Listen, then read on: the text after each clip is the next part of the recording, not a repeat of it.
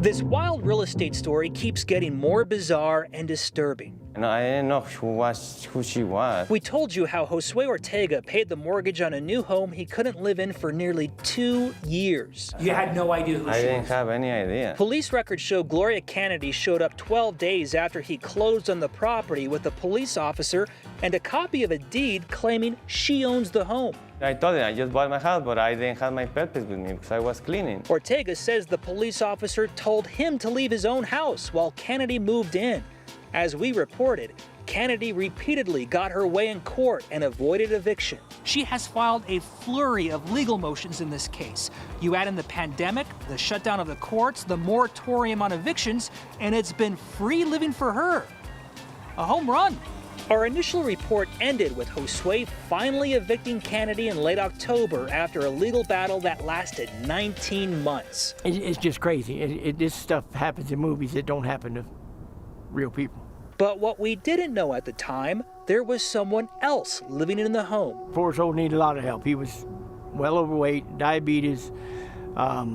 He had heart problems, had a pacemaker. He couldn't get around much. He couldn't walk hardly at all. Kevin Howe contacted us after he saw a report to tell us his brother Gene was renting a room in the house from Kennedy. Looked like $550, some months $600, and then some extra expenditures now and then. As we watched movers and deputies evict Kennedy, Gene, who was confined to a wheelchair, was inside. He needed medication daily and had a visiting nurse who would prepare his food. And he called me. He goes, "Hey, Kevin, the sheriffs are back. This time they're taking everything and putting it outside." Kevin tells us after a night in a hotel, Kennedy eventually got her tenant and herself apartments here at this low-income complex in Denver. He went ahead and moved in. He had nothing in the house, literally nothing except an air mattress and the clothes that he took on his back. About a week after the eviction, Kevin got a phone call from a woman at the complex with bad news. Yeah, and my first question was, how do you know? Gene was found dead.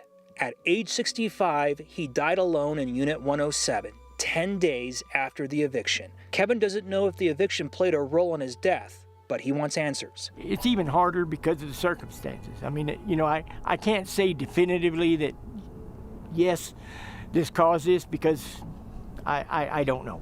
He had a lot of issues, health-wise, and it could have nothing to do with it, but then it could have everything to do with it. I don't know. A sad turn in this truly bizarre fight over a home. Jeremy Hohola, 9 News. The Denver coroner confirms it has Gene's remains. An autopsy report should be available within the next few weeks.